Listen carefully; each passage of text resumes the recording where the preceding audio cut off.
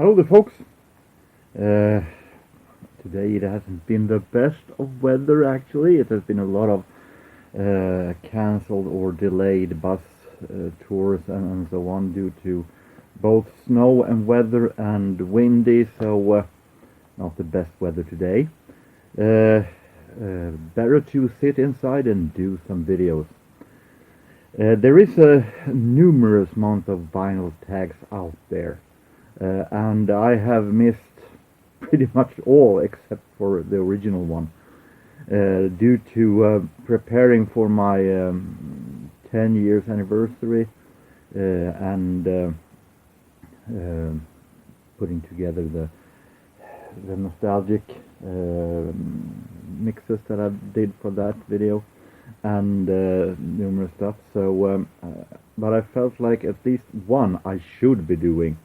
So I'm going to do Stephen Schnee's 80's vinyl tag. Felt like it would be pretty normal. So I felt like I should be doing that. So there are 10 questions, 11 actually with a bonus question, that needs an answer.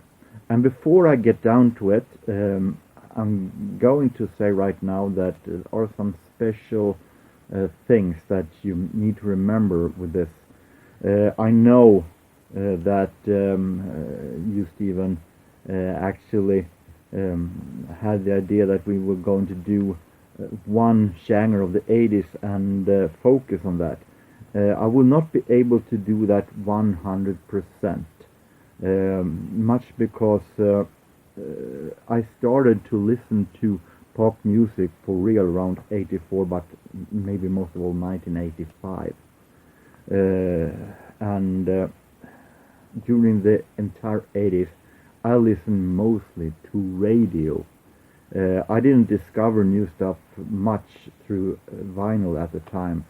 I discovered it through radio, Swedish radio, hit charts, and so on. I lived a little bit outside of the central city, so I didn't go to that much record stores. I bought my first record in 1986, and between 87 and 99 I bought records very sporadically. I copied a lot of cassette, or some of cassette though. But I want you to know that I will not be able to focus 100% of one genre that I bought completely during the 80's, because I didn't buy one genre during the 80's. I never been able to be one genre minded, but especially not in the 80's. I listened too much on radio to buy a lot of records. Cheaper, I guess. But let's start. I'm going to try to keep it to one genre as much as I can, though. Favorite genre of the 80's, and the one that I guess will be try to focus on as much as I can. I think everybody has understood that it will be new wave synth pop, and examples: Talk, naturally. We have Ultravox. Quartet, naturally, fantastic album. We have Ice House from Australia. We have New Music, a band that I didn't knew anything about in the 80's. I don't know if that is cheating, if everyone here has to be a band that I discovered in the 80's. I discovered this in the 2010s. But a fantastic band, fantastic album, this one, anywhere. And Kajagogo. I took Islands, the second one. I could have picked their first one also, but I feel like this one is so underrated. So really, really great. Those singles, so fantastic, great singles. So, number 2. Album artist that got me into the 80's genre that I focus on. And I feel like the natural one is to show. There's a lot of albums here in this response that I've shown over and over and over again. So, but the thread response demands on it. So, Alphaville, Forever Young, that I heard back in 1984. I didn't get it until later, but I heard it and I fell in love with it from immediately the first time I heard it. So from there it was all the way into the synthesizers. Legendary, one of the best albums ever. Favorite year in music in the 80s. And I think for many that the year where we discovered music for real is the one that we feel was the best. But for me it is 1985. It has always been. One, of course, due to nostalgia, but also because of that there were so many great hits then. The music were standing in kind of a line between something old and something a little newer. A lot of synthesizers, but also mixed with a lot of pop music, and it was so great that mix between synthesizer music and pop music, and the productions were so great back in 1985, and there was so many awesome hits and albums that came out that year, such as Howard Jones' Dream into Action, or we have Crush, OMD, or Tears for Fears, sung from the Big Chair. What hits there are on this one? Shout, Everybody Wants to Rule the World, Head Over Heels, or And the Shin, and their album Trois, French And the Shin, French new wave synth pop music at their best. I really like And the Shin to this day. I like Nicolas Sirk's, the singer's voice, actually. What format did I prefer to collect in the 80s? I wasn't all that picky, but I preferred, of course, vinyls, and here it comes. The album I think I showed most times in the vinyl community. My very first one, the first album I bought in 1986, Paul Hardcastle's self-titled debut, the one with Na Na Na 1919 in a remix version. And I also bought a lot of cassettes. It was those formats that I could play that contained most music. Then in the 90s I started to collect singles more and more. I thought it would be appropriate actually to do this response with my 80s collection in the back. So this is what I collected most. And yes, this is the debut album from a-ha. I got it in, I think it was Christmas present or birthday present, I don't remember that, by my grandmother. We have favorite artists of the 80s. Anybody expected me to say anything else than Depeche Mode?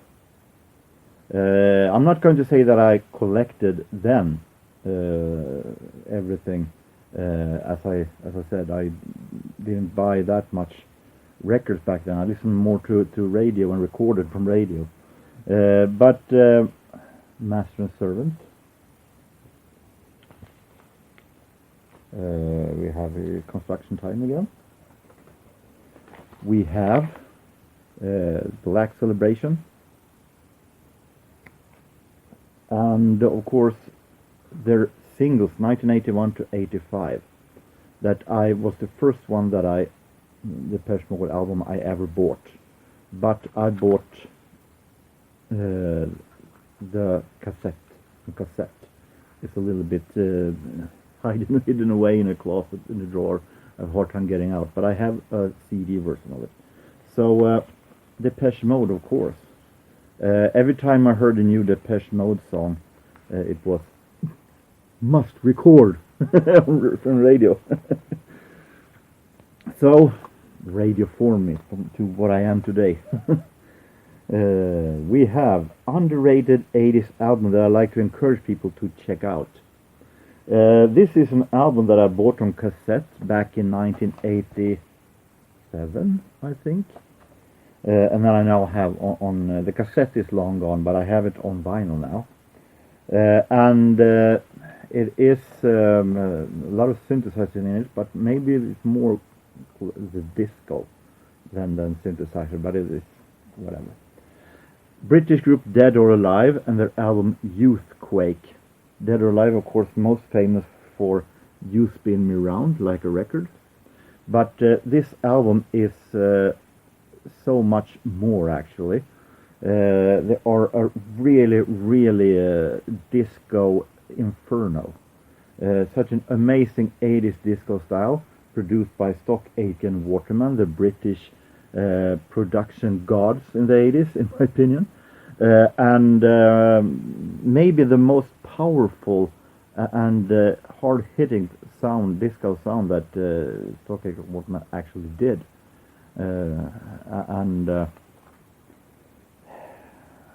What can I say? Look at the hits. You Spin Me Around. Love Her Come Back to Me. We have My Heart Goes Bang. Big Daddy of the Rhythm. Fantastic. I Wanna Be a Toy. This is hard-hitting 80s disco at its best. So if you like hard-hitting 80s disco from UK, check it out. We have album that I liked or loved in the 80s that I appreciate more now more than ever. I picked this one. A singer that had been my favorite almost from the beginning, and an album that I really loved, but now think is one of the best albums ever, along with almost anything she had done. But this one stands in a league of its own. I'm talking about Sandra's Into a Secret Land. I bought it, I think, in late 1989. And Sandra, of course, from Germany, who did some marvelous hits like Maria Magdalena and In the Heat of the Night and so on, produced by Michael Creto. But this album, if you compare it to her other stuff, this is even more dreamier production, more floating, dreamier sound, and I really love it. It's such an amazing sound, such amazing production, and she sings so fantastic, beautiful, as she is beautiful also, but she sings so fantastic, beautiful also. Wow. So this is such an amazing album, and Michael Creto, of course, one of the best European productions in the 80s and 90s, and those fantastic hits. Could also be an underrated album. Artists popular in the 80s that still, I feel, create great music. An 80s release and a recent release. It would be simple to pick Depeche Mode and any one of their old ones and Memento Mori, their recent album. But I picked, as I don't buy that much recent albums, they are a little too expensive nowadays. But I picked Simple Minds. This is Once Upon a Time, a fantastic album from 1985. An album actually that led me into Simple Minds when actually you might not think it today when you look at me, but I actually trained handball when I was younger for 2 years maybe. I wasn't good at it all, but it was something to do in the evenings. And the trainer actually encouraged me to listen to Simple Minds. and I bought the cassette, and now I have the full-length vinyl also. Simple Minds, this is a fantastic, big production, very powerful, and fantastic melodies. And now I know that Simple Minds released an album last year, but I don't have that one. But the closest I have to recent release by Simple Minds is Walk Between Worlds from 2018. But I don't think that 5-6 years is all that far away. So it's from 2018. It's also a fantastic album. Magic, Summer, really great album from Simple Minds, where they're still having big production. They still have Jim Kerr's voice and fantastic melodies. So Simple Minds.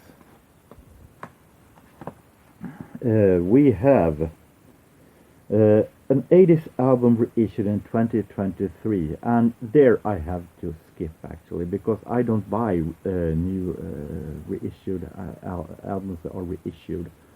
If I have it in an original, I think that is okay, but I don't buy for collection that. I buy it for the music, and to then spend $20-30 for a reissued version of an album I already have, I feel no use for actually. So I don't, and I have no knowledge whatsoever, so I have to skip that one. 10. 80's album that influenced me to pursue a different style of genre. There we go again. What influenced me to take interest for another genre would have almost every time is radio in some form. Exceptions there are, of course, but the jazz interest came from a friend of mine, and after that through radio. Soul interest came through radio. So it was a little bit tough actually. But I picked this one. This is not synth pop in any fashion, but it's better than showing nothing, I guess. This is my favorite Swedish singer-songwriter, Peter Lemark, a fantastic singer, fantastic composer, with very personal lyrics in Swedish, and he has a fantastic voice and really fantastic sound, and his music makes you think. It makes you listen very closely. This album, Närmare gränsen, closer to border or closer to the line, was the first album I bought with them back in the days, of course on cassette. But this one I bought a couple of years ago only. So this, when I heard this, it led me in. I guess it was one of the reasons why I started to get interested in Swedish singer-songwriters a whole lot, and maybe most of all Peter Lemark, but stuff like Eldkvarn and like that, Maurice Gocko and so on. So this led me into Swedish singer-songwriters, so that had to be my answer. And then bonus question. Album that would be essential for anyone wanting to get into the 80's music. And you said, Stephen, no comps or hits collection, which is sad, because I think that those stuff are the best way to get into something new in the music if you want to start discovering it. Because there, if you have a hits compilation, you have all the biggest hits, and which are mainly a reason why a certain artist gets big, or a compilation compilation with different kind of songs.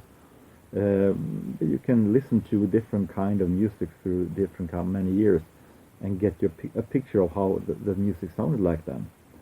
So I think compilation and hits collection are actually the best way to get into something new in the music. But now, rule is the rule, so I picked this one. I picked Scritti Cupid and Psych, 85. This is 80's. I could have picked any Depeche Mode, I could have picked any Pet Shop Boys, but that is, I feel like that is so timeless. It could be, it fits so good overall. But this is pure 80's with the magnificent sound of Arif Mardin, the funky synth pop soul, might even call it, by Scritti and the fantastic sound. It's pure 80's, and I love it. It's big. It is amazing beat, and it's amazing synthesizers. If you want to discover 80's and want to start with a full-length album, I feel like you could start with Scritti. It sounds very 80's, but it also have roads to other stuff if you want to also. So, my pick. So, that was my response for the 80's vinyl tag. As I said, there are many other vinyl tags out there. How many I will be able to do, I don't know. There is an alternative vinyl tag out there created by Stunty, but I don't want to do vinyl tags either. Where the time goes away too far from when it was created. It's stupid to do a thread that is almost 3-4 months away. So, but we'll see. I know that the next time I should do a new vinyl CD update. The previous one was from a free stuff that I got, and now it is time for a regular vinyl CD update. So, until next time, I hope that every one of you have a really nice time. No matter where you are, no matter what you do. Take care and so long.